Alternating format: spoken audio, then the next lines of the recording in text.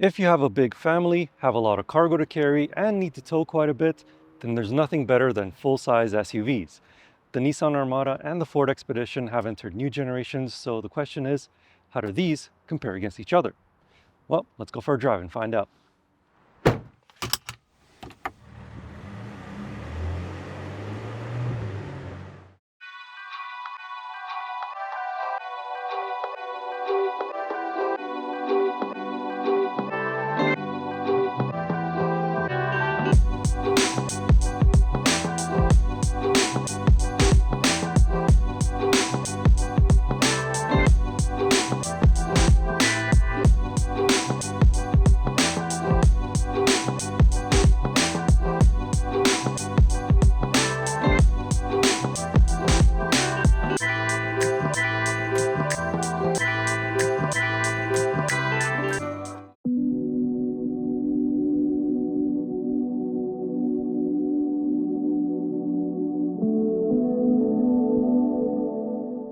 Starting in the Nissan Armada, it no longer has a V8 engine. Instead, it has a 3.5-liter twin-turbocharged V6 engine. This V6 produces a very healthy 425 horsepower and 516 pound-feet of torque.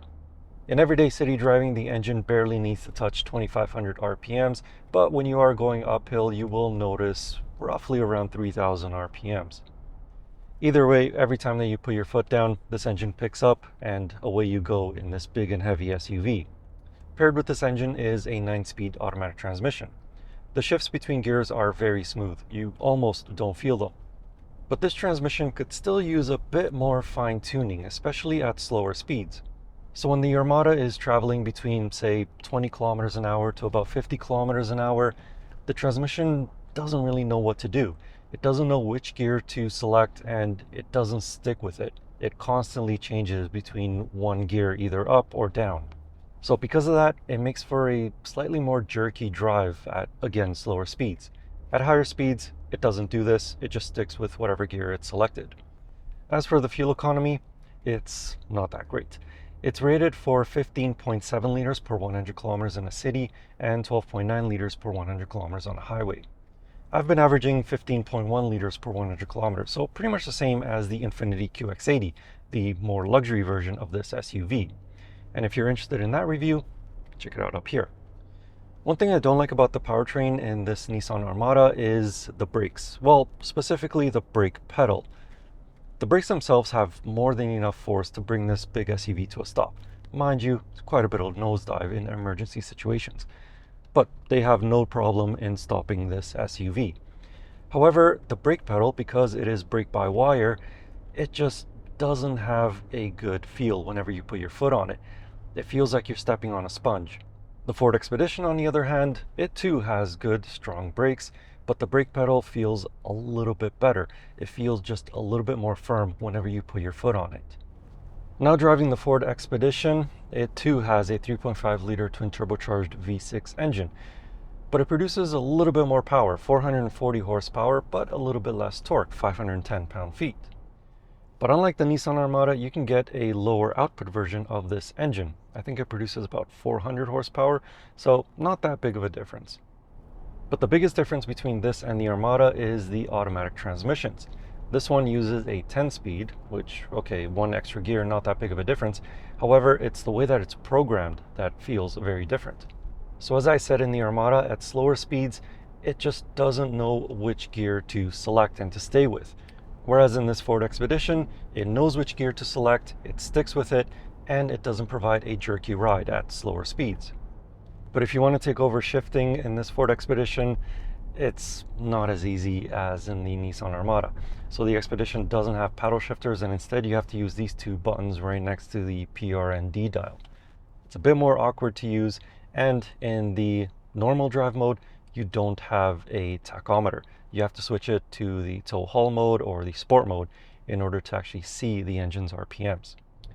As for the fuel economy in this Ford Expedition, it's pretty much the same when it comes to city driving as the Nissan Armada. However, on highways, it does get slightly better fuel economy than the Armada. But during my time with this Ford Expedition, I've been getting pretty much the same fuel economy as the Nissan Armada. When it comes to towing, the Ford Expedition is the one to get if you plan to do a lot of it. It can tow up to 9,600 pounds, whereas this Nissan Armada can only tow 8,500 pounds. As for the handling dynamics of these two SUVs, there really isn't one that outshines the other. They both require quite a few turns of the steering wheel to maneuver them in parking lots. The actual steering feels pretty light when you're driving around corners. And of course, being big and heavy SUVs, they do have quite a bit of body roll. But where both of these really shine is with highway driving. They both feel very stable at highway speeds, and they almost warp your perception of speed because you're sitting really high up. So when you think that you're doing only, say, 80 kilometers an hour, in reality, you're probably doing 110 kilometers an hour. So if you plan to do a lot of family road trips with a lot of cargo in the back, both of these SUVs really shine when driving on highways.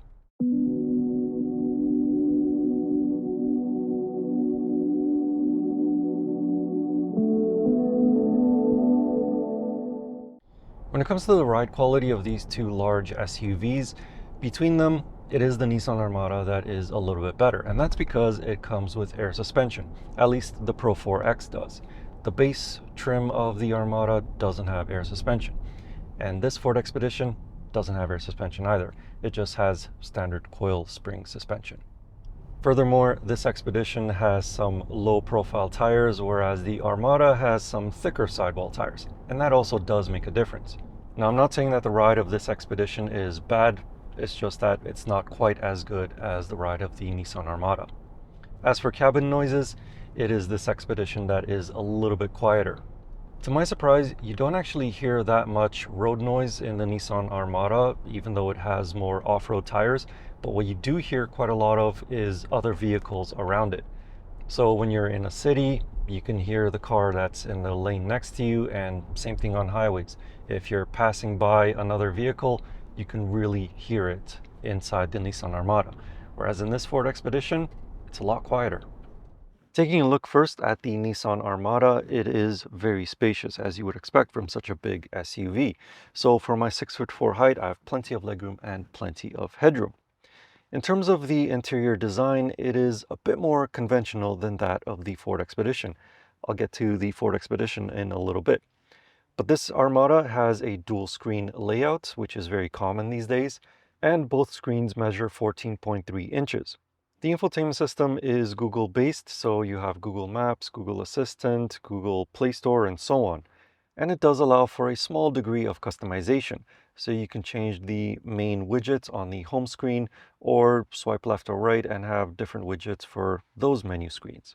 But if you dig a little bit deeper into it, such as the settings, you can see a few of the previous iterations of Nissan's infotainment system, just the way that the menu system is laid out and also the fonts that they use.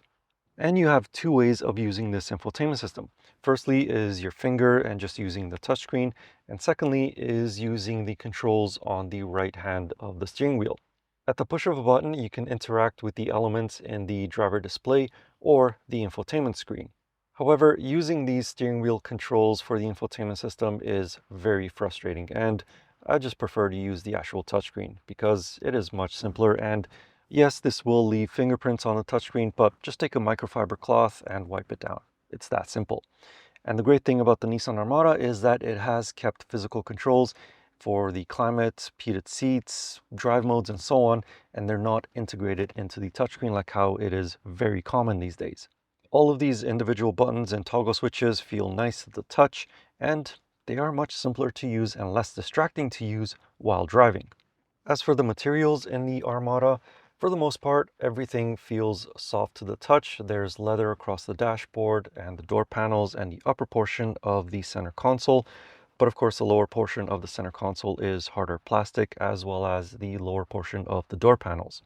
I also find these seats to be really comfortable for my body type. They have plenty of adjustments, however, they don't have any sort of massage function, at least on this mid-level trim. So overall, very spacious and very easy to use interior up here in the front. Now let's go check out the back. Back here, there is plenty of space for somebody as tall as me at 6'4". Behind my driving position, plenty of leg space and also plenty of headroom. These back seats do recline. You can also slide them forwards and backwards, but they are split 60-40. On this particular Pro 4X trim, the outboard seats are heated and you get a separate climate zone as well as 2 USB-C ports. You can also get captain's chairs, but that's on the higher end trims. And unfortunately, if you do have 3 people sitting back here, they're gonna have to hold on to their cups because there are only 2 cup holders and it's in this middle seat.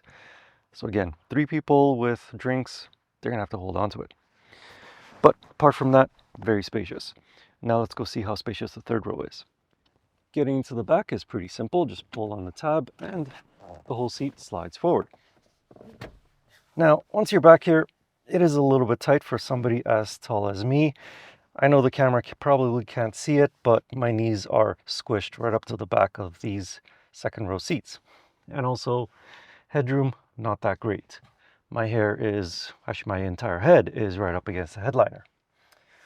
But you do have power operated seats, so you can recline them a little bit more and have just a little bit more headroom. There is space back here for 3 individuals, but I think 3 adults is quite tight. So it's probably best to leave it with just 2 adults back here if need be. Otherwise, keep the adults there and the kids back here. In the trunk, the Nissan Armada has 578 liters of space behind the third row.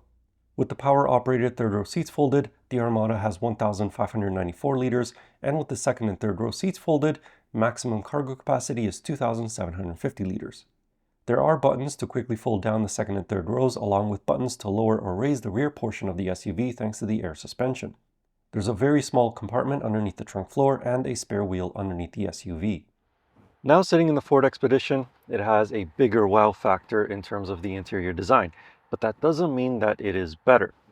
So firstly, in terms of space, it's pretty much the same as the Nissan Armada, but the Ford Expedition does have just a little bit more headroom across the first row, second row, and the third row. Legroom, though, is about the same in both SUVs. As for the design and functionality, the Expedition uses far fewer physical controls. The central infotainment touchscreen integrates a lot of the commonly used functions such as climate controls, heated seat controls, and so on. Personally, I don't like this because it forces you to take your eyes off the road to make sure that you actually selected the thing that you wanted to select in the infotainment touchscreen. Whereas with physical controls, you can feel it, and as soon as you press it, you know that it's been activated. But as for the infotainment system itself, it's Sync 4 and it works very well. It does have Google integrated, so it gives you Google Maps, the Play Store, Google Assistant, and so on. There's also a few different apps that you can use, such as YouTube, Waze, Chrome, Spotify, and just have it all in this infotainment system without needing to connect your phone to it. But if you are an Apple user, you do have CarPlay in here as well. Onto the steering wheel, it has this oval shape, which is fine when you're holding it at the 9 and 3 position, or if you're the type of driver that likes to drive like this at the 12 position, it's totally fine to use. But as soon as you start turning it, that's when it starts to feel a bit weird. Also, the controls on this steering wheel are only, well, you don't know what they actually do until you actually rub your fingers against it. And then in the driver display, it actually shows you what these different controls actually change. On top of that, it does have gloss black plastic on it, and as you know, this material attracts scratches, dust, and worse still, fingerprints, because you're always holding onto the steering wheel, so your fingerprints are always going to be on it, and it's going to look absolutely disgusting after a long time. So I don't know why Ford decided to use this material on the steering wheel. Why not just continue with the nice leather wrap all around it? But worse than that is the dashboard design, at least in my opinion. Visually, it looks great, but I feel like it encourages people to put useless stuff all over it. Okay, I am exaggerating with the backpack, but I think you know what I mean. It looks like a shelf, so what do you put on shelves? Useless stuff that you just barely ever use. And eventually it's going to come to a point where I think it'll probably cover the driver instrumentation that's right in front of the driver. So that's not very safe. Plus, on top of that, if you get into an accident, all of the stuff that's on the dashboard is going to come flying to you. So I think that this is probably one of the worst designs of any dashboard out there, just because it invites people to put their stuff on there. And I think that is what's going to happen in a big family SUV such as this.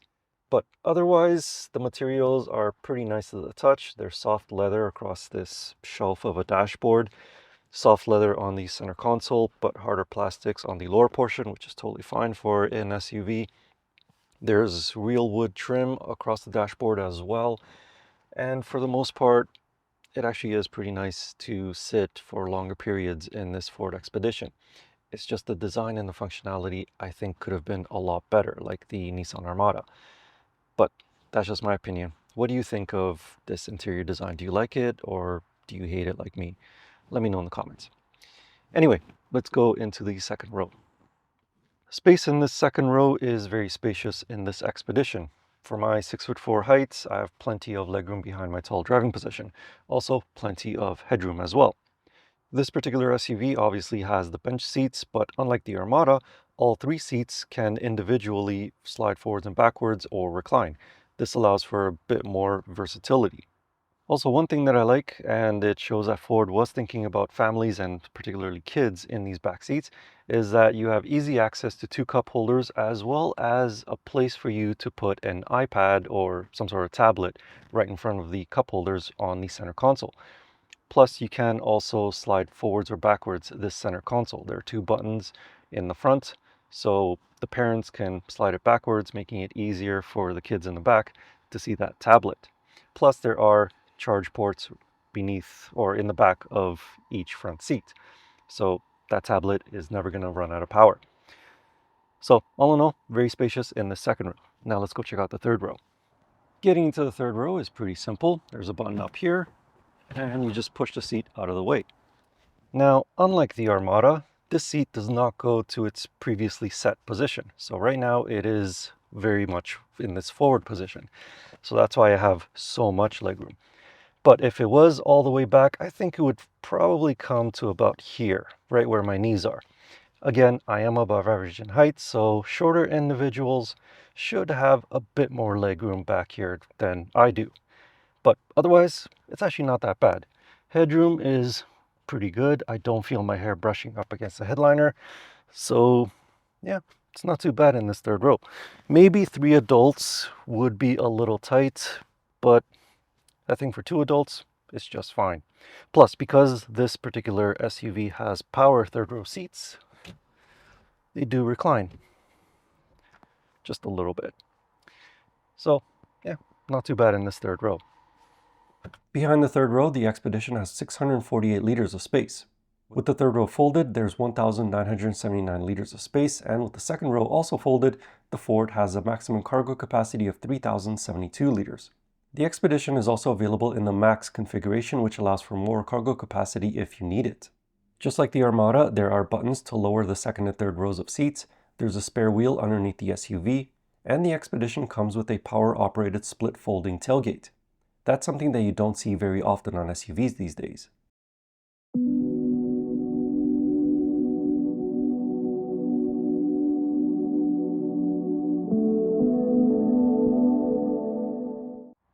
Now let's talk about the pricing of these two SUVs. The Ford Expedition is actually less expensive than the Nissan Armada when you look at the starting prices. It's about 3,000 Canadian dollars less expensive. Now the two trims that I have are sort of mid-level trims. Obviously the Pro 4X is more off-road focused, whereas this Platinum trim of the Expedition is more on-road focused. But between them, there's only a 2,000 Canadian dollar difference, with this Expedition being a little bit more expensive. However, of the two, the Expedition can be equipped with a lot more packages and options. The way that this demo SUV is equipped, it's almost $113,000 Canadian, and that's before fees and taxes and any sort of dealership markups that it may have. So if you want value for your money, then the Nissan Armada is the way to go. Because even if you go for the top spec trim of each SUV, Nissan Armada is still going to be less expensive. For the money, both SUVs come very well equipped. Both have leather upholstery, heated and ventilated front seats, heated second row seats, power-operated third row seats, heated steering wheels, wireless phone charging pads, panoramic sunroofs, 3-zone automatic climate controls, surround view cameras, and large infotainment touchscreens, among a few other optional equipment such as front massaging seats and ventilated second row seats. The Nissan can also be equipped with a head-up display, a rear camera mirror, and a built-in dashcam that can not only record out the front but also out the back and overlay vehicle information such as the SUV's speed. Both SUVs can also be equipped with hands-free driving systems. In the Ford, it's Blue Cruise, and in the Nissan, it's called ProPilot 2.1. The Blue Cruise system can be activated while driving on more highways than Nissan's ProPilot 2.1. It smoothly drives the SUV around highway turns, and it can also make lane changes without the driver needing to have their hands on the steering wheel. ProPilot 2.1 cannot do that. Additionally, ProPilot 2.1 is only available on the top spec trim of the Nissan Armada. Lower trims such as this Pro 4X only have ProPilot 1.1, which is not a hands-free system. So out of these two SUVs, which one would I pick if I was in the market for a large family hauler? It would have to be this Nissan Armada. It's not perfect. I still think it needs a bit more calibration with the transmission tuning, and the interior isn't quite as spacious as that of the Ford Expedition, but that interior is much simpler to use. The ride quality is very good. Power-wise, it's pretty much the same as the Expedition. Fuel economy is pretty much the same, but the biggest difference is that this is far less expensive than the Ford Expedition. So I would choose this one over the Ford. But that's just my opinion. Which one would you pick? Let me know in the comments. And if you'd like to know more about either of these two SUVs, I have a more detailed written review of them over on my website. You can find that link in the video description or click on the pop-up banner right up there. And as always, I will see you in the next car, truck, or most likely another SUV. Anyway, thank you for watching. I hope you enjoyed the video, and see you in the next one.